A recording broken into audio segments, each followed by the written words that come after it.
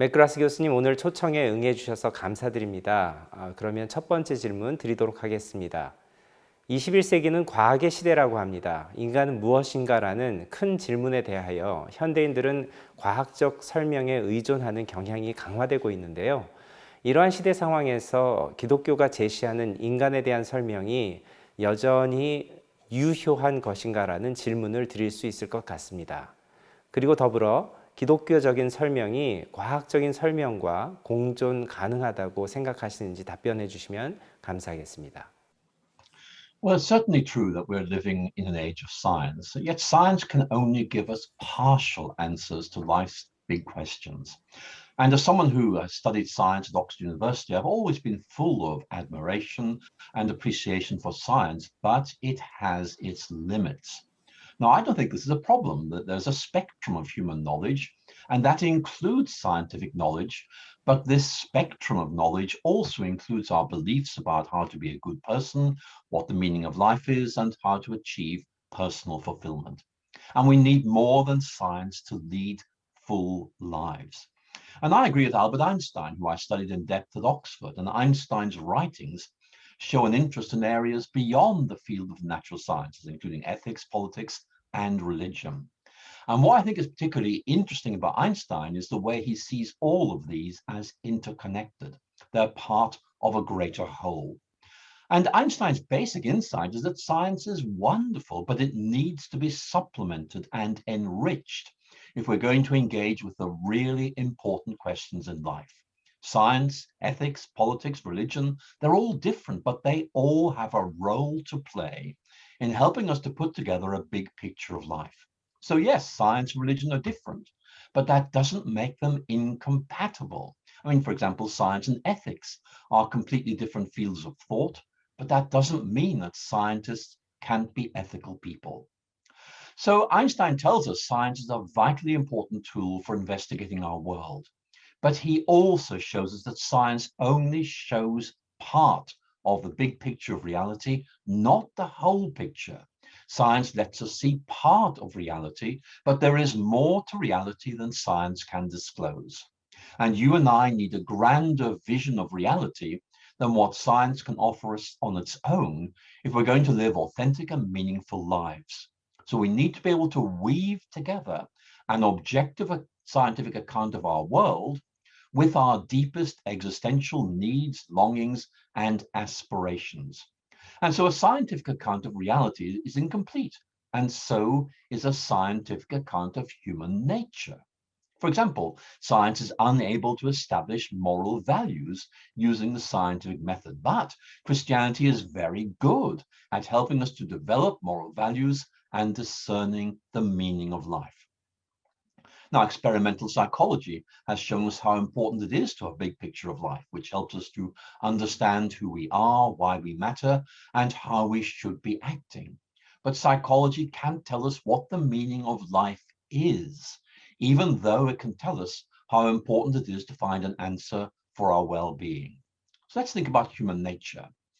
Some scientists take a strongly reductionist approach to human nature, apparently believing we can reduce humanity to our constituent parts. And you can see this in the reductive model we find in the writings of the atheist biologist Francis Crick, who defined human beings in purely scientific terms. Let me read you what he says.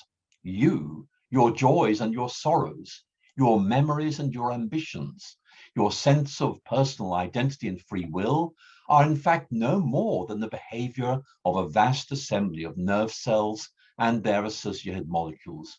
You're nothing but a pack of neurons. Now, this is a bold overstatement. Crick argues that human beings can be defined simply and neatly in terms of one of our physical components, but he's clearly wrong.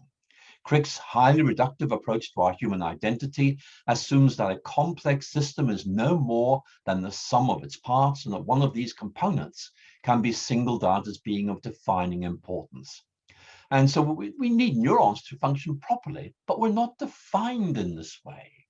Now, Christianity does not compete with a scientific account of human nature, but it does add some critically important insights to our understanding of who we are and how we achieve fulfillment. Above all, it emphasizes the importance of relationships, and one in particular, to human identity and well-being, because for Christianity, we achieve fulfillment and transformation through coming to know and love God.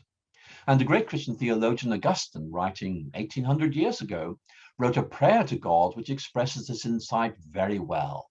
Listen to this. You have made us for yourself, and our heart is restless until it finds its rest in you. So this supplements a scientific understanding of human nature, and it allows us to understand ourselves in a new and important way. 네, 감사합니다. 그러면 이어서 두 번째 질문을 드리도록 하겠습니다. 현대과학은 인간의 정신세계나 영혼까지도 설명하려고 합니다. 인간의 정신과 영혼은 과연 과학적으로도 충분히 설명될 수 있을까요? I think this is a very important question to explore. I think the main point to look at here is whether science is able to offer a reductive account of human nature which explains away the natural human tendency to think about God or to reflect on meaning and purpose in life. And the phenomena of consciousness and the soul are very good examples of this, but it goes deeper than this. Some scientists hold that they can explain away all our natural intuitions about transcendence or about God. So let's look at these questions. As I noted a moment ago, it's very easy to give very reductive definitions of human identity. Some would say we're defined by our genetic makeup. Think, for example, of Richard Dawkins' influential book of the 1970s, The Selfish Gene. And Dawkins' so-called gene's eye view of human nature attracted a lot of attention back then, although it's since fallen out of favor. Now, Dawkins sees human beings essentially as machines which are controlled and determined by our DNA, the complex biological molecule which transmits genetic information. Now, listen to this quote from Dawkins, which I think sums up his view very well. DNA neither cares nor knows. DNA just is, and we dance to its music.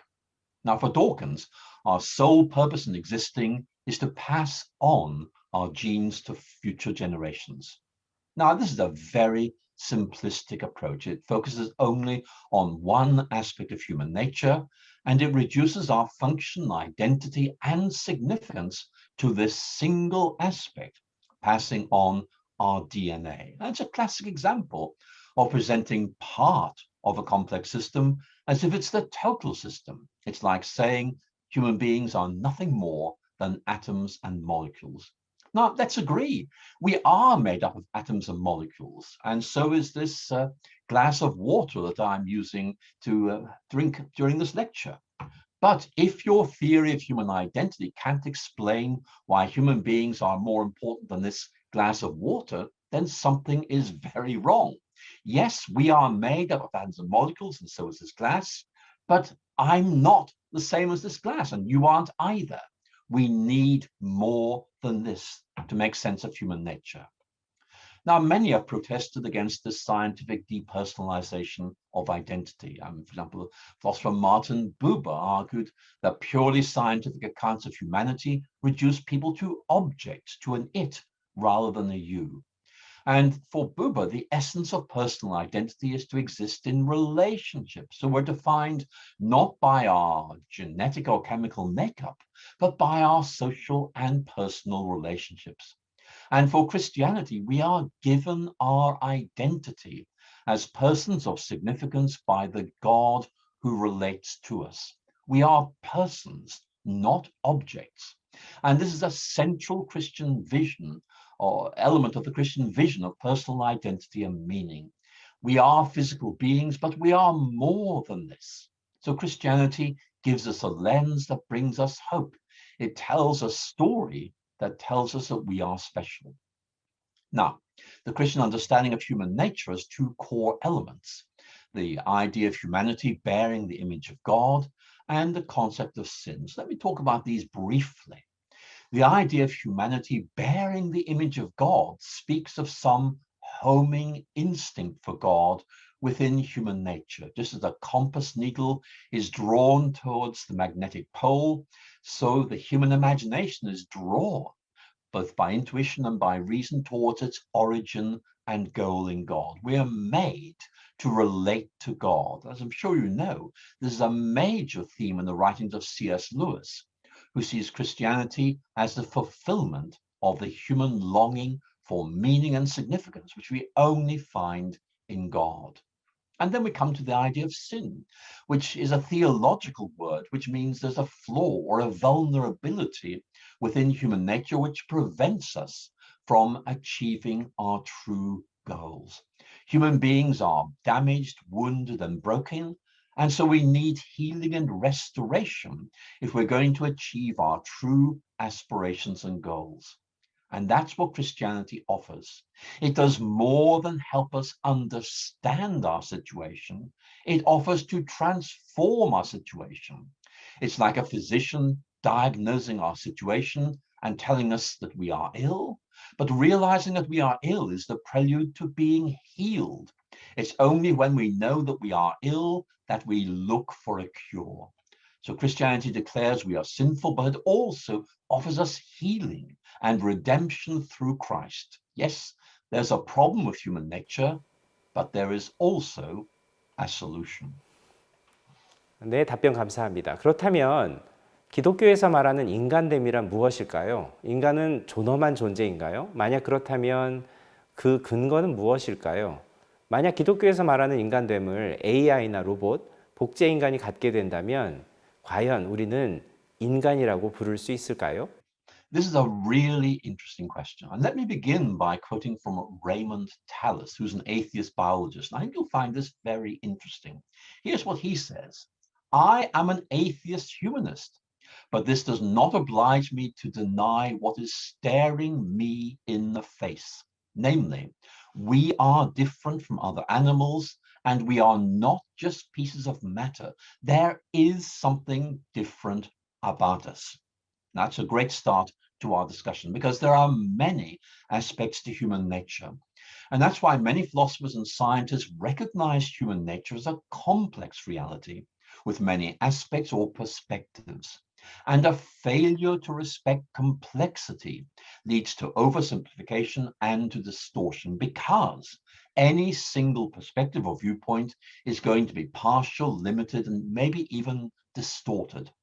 And so it's by recognizing and integrating multiple perspectives on humanity that we can hope to understand ourselves as a whole. So let me talk about some distinctively Christian insights into human nature. And these insights do not deny any legitimate scientific understanding of human nature. But I need to make the point that some scientists supplement their scientific views with other views that reflect their worldviews. I mean, for example, some atheist scientists deny there is any purpose to life. But you know, that is not a scientific conclusion. It's a metaphysical or a philosophical conclusion being presented as if it is a scientific account of nature. And what I'm worried about is that many atheist scientists present their views as if they are purely scientific, whereas in fact, often they are based on non-scientific philosophies like metaphysical naturalism. And for me, it's really important that science should be uncommitted or neutral on views that go beyond the empirical evidence and the scientific method. So let me outline 3 Christian insights into human nature I think are very important. And I want to emphasize I'm not giving an exhaustive account of what Christians think about human nature. I'm just trying to identify the main features of a Christian understanding. And I've already touched on these briefly in my response to an earlier question, but they do need to be explored in more detail, and there is more that could be said. So here's my first point. Human beings bear the image of God. Now, Christian theologians have understood this idea in several ways. Let me mention 2 of them. The first way is to say that since God made both humanity and the universe, we have a created capacity to understand the universe. There's something about the human mind that allows us to grasp the structure and significance of our universe, even though this capacity goes far beyond what we need simply to survive. But the second way of understanding this idea of the image of God is to say we've been made to relate to God. And that means that we're going to be unsatisfied and unfulfilled until we relate to God. In other words, human well-being partly depends on relating to God. And that's the point that Augustine makes in a prayer, which I'm going to quote. You have made us for yourself, and our heart is restless until it finds its rest in you. That's important because it's a statement about who we are and what we need if we're going to find fulfillment. We find peace and joy in coming home to God. As many of you know, this is a leading theme in the writings of C.S. Lewis, who shows us how Christianity can engage with human experience and transform it. Now, my second point is this: there is something wrong with human nature. Why do we get so many things wrong? And for example, science is wonderful and it has the potential to cure illness and disease. Yet so often we use science to develop new weapons of war or mass destruction. You know, humanity might be the first species which has developed the capacity to make itself extinct. So Christianity understands human nature as broken, as wounded and damaged. Now, you may think this sounds negative, but let me make two additional observations. First, God knows us as we are, and he loves us, even though we are broken and wounded. And second, we can be healed and renewed by the process that Christians call salvation and redemption. God doesn't love us because we're good. It's because he loves us, he accepts us, and begins the process of making us good. So there is hope. Now, here's my third point.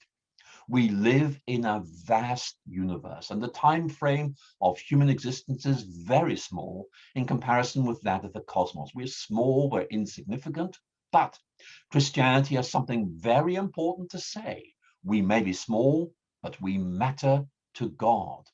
When I was an atheist myself as a teenager, I regarded God as an irrelevance, but my Christian friends helped me to see that God cares so much for each of us, that God entered into human history in the person of Christ to come to find us where we are and bring us home. So Christ's death on the cross demonstrates the love of God for us, and if God loves us, we cease to be insignificant. And that's why I so value that comment of the Apostle Paul in his letter to the Galatians. I live by faith in the Son of God, who has loved me and given himself for me. 네, 네 번째 질문 드리겠습니다. 기독교에는 부활과 영생이 있다고 가르칩니다. 과학이 무한대로 발달해서 인간이 영원히 살 수 있게 된다면 기독교에서 말하는 부활한 육체와 과연 무엇이 다를까요? 영생을 갖게 된 인간에게 인간됨의 의미란 과연 무엇일까요? Well, this is a very interesting point. Now, the American sociologist Peter Berger suggests that human mortality is the ultimate unbearable truth for human beings. He argues that the reason why we find it so terrifying is that it points to the meaninglessness of life. Maybe that's why transhumanism wants to make it possible for us to live forever. Now, here's the argument they make.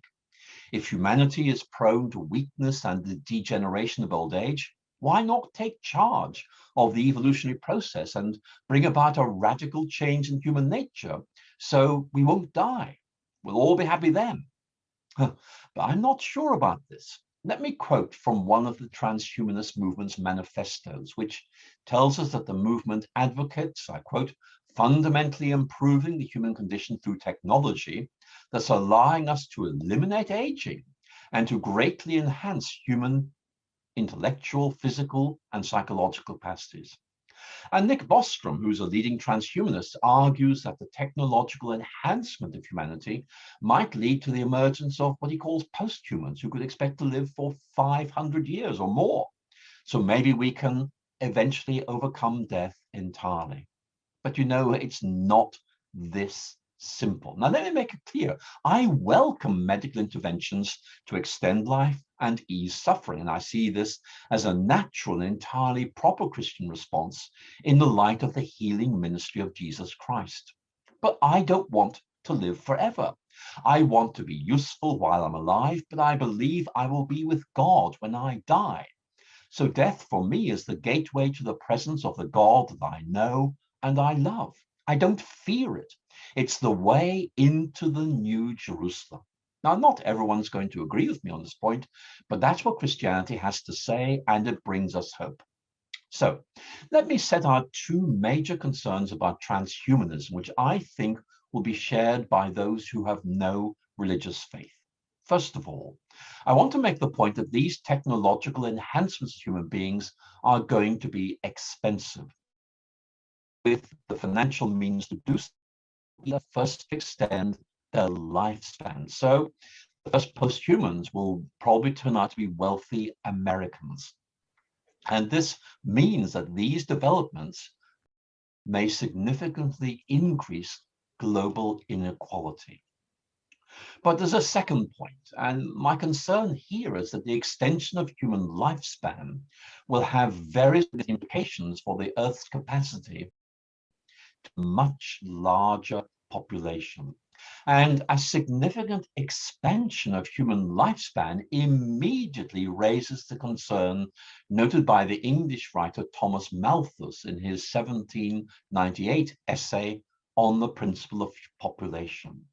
And the point is, given that the Earth has limited resources, it can only sustain a certain number of people. The Earth's capacity to produce food limits the size of the population. And if human life expectancy rises to 500 years, this will lead to an increase in population beyond what the Earth can support.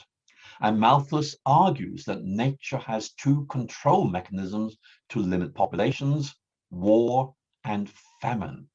And I have a fear. My fear is simply this, that transhumanism's proposal will lead to inequality, to conflict, and eventually to war and famine. So I'm very anxious about this. But there's another point. Transhumanists tell us that these technological advances mean that we'll need to reprogram human beings so that they can reason more effectively in the light of the new challenges and opportunities these advances will make possible. But who is going to reprogram us? Artificial intelligence is a fascinating topic, and it raises the questions of whether it incorporates human biases, logical failures, and cultural assumption. You see, it's not pure logic. And my concern is this reprogramming would be carried out by human beings who could easily use this to advance their own vested interests and concerns.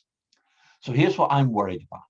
We might be on the brink of a dysfunctional world in which we are reprogrammed to replicate the beliefs and values of certain social groups, making critique of these impossible through a redirection of human rational processes. And so it's like Aldous Huxley's Brave New World, a novel of 1932, in which human beings were being reprogrammed to conform to the will of their controllers.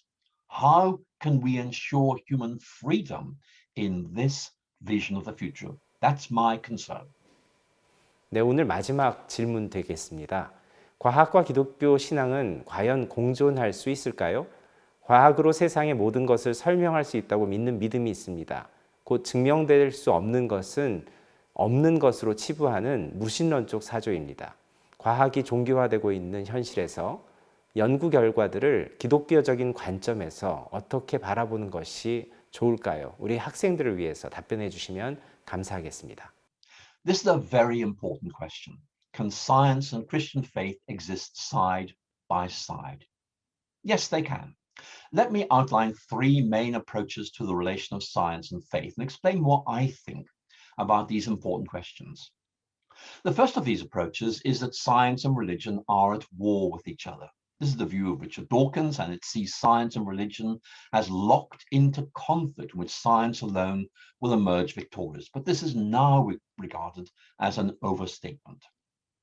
So the second view holds that science and religion are totally different areas of human thought, and they can't really enter into discussion with each other. They're like interrelated compartments of human mind which don't interact with each other. And actually, Albert Einstein is a very good example of someone who takes that view. But there's a third view. And this third view sees science and faith as offering different perspectives on the great questions of life, which can illuminate and inform each other. And so a conversation between them is possible, and it is constructive and critical at the same time. And that's the approach I take, and I find it very satisfying. It maintains the intellectual distinctiveness of both science and faith, but it allows them to talk to each other. So what advantages does that bring?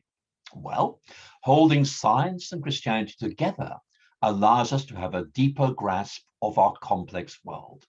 If I could use a simple analogy, if you look through our world through one lens, you see things in 2 dimensions.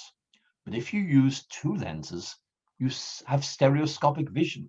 You see things in 3 dimensions in greater depth. And for me, one of the most important questions is how we can represent and inhabit our complex world without distorting it. And that means we need to look at our world using different lenses. Now, I want to talk to you about the British philosopher Mary Midgley, because she argues that we have to recognize the need for a pluralism of approaches to our world. And in her final book, What is Philosophy For?, she wrote these words. On the one hand, I want to emphasize there really is only one world, but on the other, that this world is so complex that we need dozens of different thought patterns to understand it. We can't reduce all these ways of thinking to any single model. Instead, we have to use all our philosophical tools to bring these distinct kinds of thought together. Now, I hope you can see the point she's making. Science can't answer all our questions about life. It's very good at answering scientific questions, but not moral, existential, or religious questions, especially anything to do with values or meaning in life. So how can we bring science and faith together? How can we weave together scientific insights about how our world functions with Christian insights into what it means?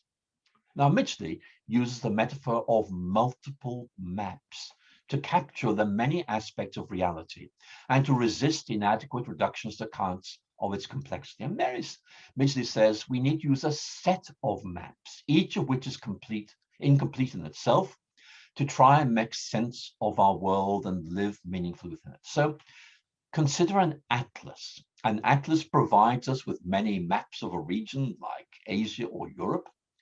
So why do we need multiple maps of these landscapes? Well, Midgley points out different maps provide different information about the same reality. We need multiple maps of reality because each individual map is incomplete, because it focuses on some specific question that's being asked. Let me explain. A physical map of Europe shows us the features of its landscapes. A political map of Europe shows the borders of its nation states. So the first map might be useful to a tourist who wants to find some interesting mountains to climb. But the second will be important to a refugee who's looking for asylum. And Midgley's point is there's only one world, but a big one. And so it needs many maps to do justice to its vast scope and range and to the multiple interests and concerns of its inhabitants. Now, I think you can see how this works out in the case of science and faith. Science maps our world at one level, explaining how it functions. Faith maps our world at another level, explaining what it means. We need to superimpose those maps so that all this information is at our disposal. Each map is to be respected, but depends on a specific way of exploring our world, and so it's incomplete. It needs supplementation with other maps.